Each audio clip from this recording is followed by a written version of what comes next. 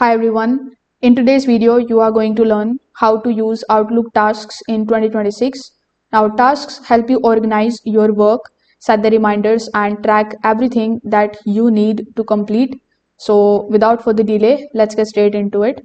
First of all, you need to either open the Outlook application on your computer, or you can also open it in your web browser. Once you log in your Outlook account, simply hover over to the left hand side and click on the fourth tab of to do.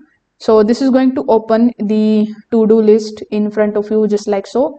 Here, in order to create a new task, simply click on the option of new list here in the bottom right hand corner.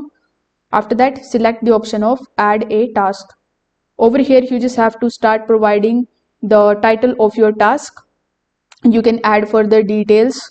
You can use this calendar icon and you can set the due date. You can also turn on the reminder if you want Outlook to alert you.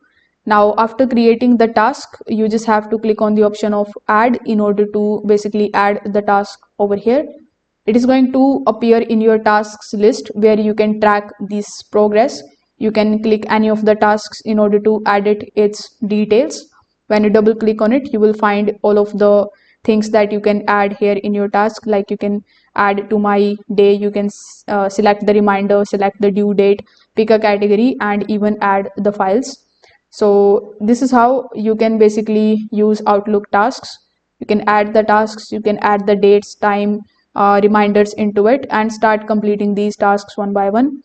Once the task is completed, you just have to check the box right next to it so that it could show you that your task is completed successfully.